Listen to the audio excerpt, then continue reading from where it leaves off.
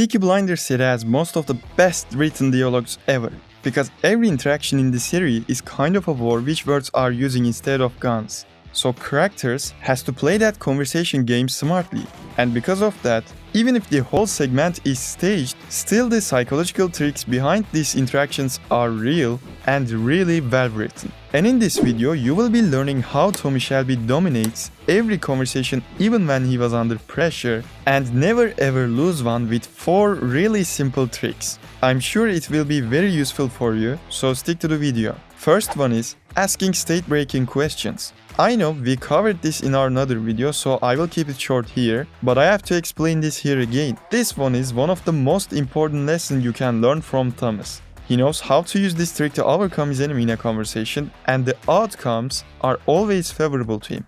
Tommy always uses this trick to create a space for himself. In other words, I can say that it will be more efficient to use it against people stronger than you, because if you are already in a stronger position, there's no point of changing the topic, right? In that position, you should use another trick, which we will explain after that one. But about this one, when we are under pressure, our instinct is to follow the flow of the conversation and agree the conversation's way being established by someone who has control over us. With asking any out-of-place question, you can interrupt a one-sided conversational flow, and then you can redirect the conversation as you want. Here's the perfect example of asking state-breaking questions in Peaky Blinders. Price was obviously stronger than Tommy Shelby at that moment because he holds the power in the room, and Thomas was under pressure with being disadvantaged position, so he knows he can't handle with the situation he used to. That is the perfect timing of using this trick. Look at Thomas. He's not even looking like he pays attention to what the Price tells. And as you see, here comes the first question. What's your dog's name? Here comes another one. Hey, what's your name, boy? And I think I'll just call your dog Boy. here is the third. You love your boy, don't you? And even fourth one. Pay attention here. Price knows that trick, so he didn't fall the trap. But with this question by Price, Are you hearing me, Mr. Shelby? you can tell that Tommy finally broke the one-sided conversation. It took 4 out-of-topic questions and 1 sentence. Right now, he can redirect it as he wants because he showed Price that he can't corner him with talking. By the way, as I said, Price knows that trick too. He didn't fall that trap by answering his questions like many of us would do normally. But Tommy basically told him that, I don't care what you tell, just come to the main point and go. And Price didn't continue to tell some story which Tommy is not interested in, because there's no point of talking if the other person is not listening what you are telling. So with asking out of place question, you can easily interrupt the one-sided conversation and force your enemy to cut his words off even if he knows your trick. If you pay attention when you are watching Peaky Blinders, you are gonna realize that how often Tommy uses this trick.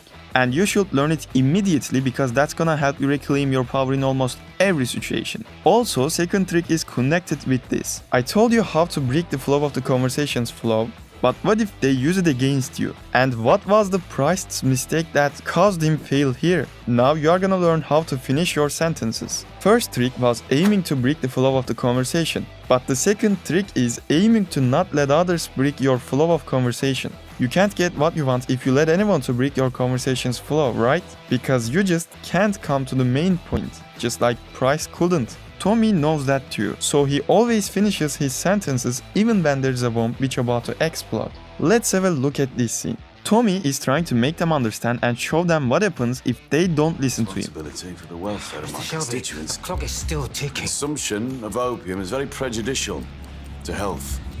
And as you see, he just didn't even care what he tells. Well, here's a secret. This trick is not sustainable. I told you in the previous scene, Tommy was trying to interrupt too, and Price of course knew that trick, so he didn't care what Tommy asks. But after a couple of questions, he needed to let him break because he realized he's far away to get what he wants. What he wanted was trying to corner Tommy and create a pressure, but he wasn't able to do so. Also, Tommy uses another trick too, and we are gonna cover it at the end of the video. But for now, back in this scene, if this guy would have been continued to interrupt, he would have been able to break Tommy's flow too, and that's why Tommy brought a ticking bomb, because he knew this trick is not sustainable. Like, even himself was able to reclaim his power when he was at the same position as this guy here. So he's experienced at this. As I said, there's no point in continuing the conversation if the other person is not listening what you tell. And in order to avoid that, given a chance of breaking the conversation's flow, he just wrote a ticking that's important bomb and left no time for that.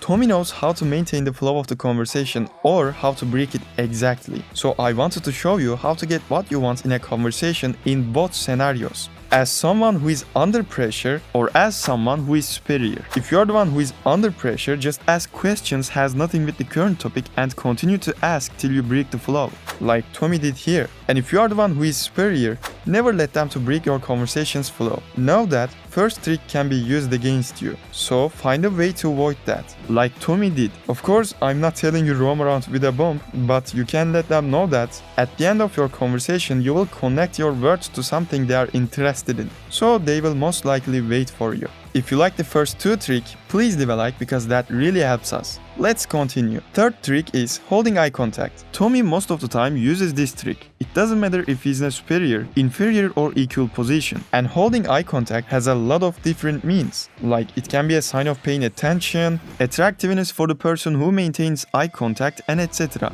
But the way of Tommy is using it is a way more authoritatively. In this scene, Kimber was obviously stronger than Tommy, but Kimber already describes that how he is staring at him in a funny way. Because you're looking me up and down like I'm a fucking tart.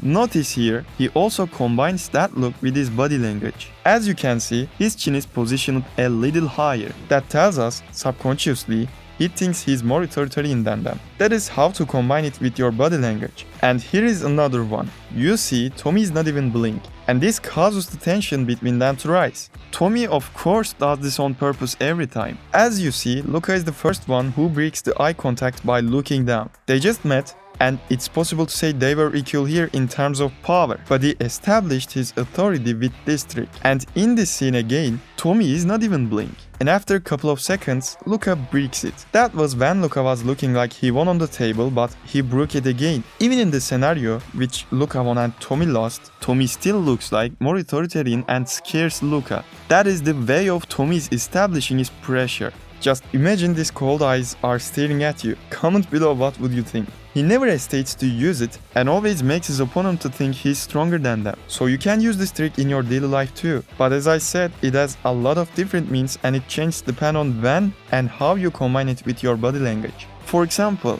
I have a friend who stares me like that in a coffee shop and it's really annoying. So be careful about where to use it and be sure you are only using it against who you want to establish your authority, because otherwise you will be just annoying people. Even Tommy is not using it against his brothers or friends because they are not his enemies. Fourth trick is being unreactive. Overreacting to situations makes you look like nervous. And if you show any sign of being nervous, people will find out your weak point. And that is where you lose your power in an interaction. But if you be non-reactive, even when you have a gun to your head, you can always reclaim your power because you just didn't show any sign of weakness. That was really extreme example and I hope none of us have to keep cool in a situation like that, but remember that being non-reactive shows everyone that you are confident because you have the ability to handle what happens at that moment. For example, look at Tommy's reaction here. Like he's sleeping with a gun to his head every day and that's why he used it. Is he scared? Probably he is. We can't know that. But is he showing any sign of fear? No, clearly he isn't.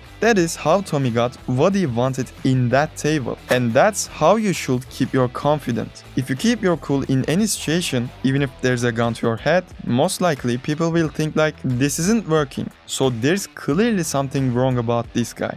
And then you are most likely gonna get what you want. But if you show them that you are scared, then they will use it against you every time you are faced them. So pretend like you didn't scare even if you are. Most of the people like politicians, gangsters, or even fictional characters like Tommy Shelby and Tony Stark uses this trick.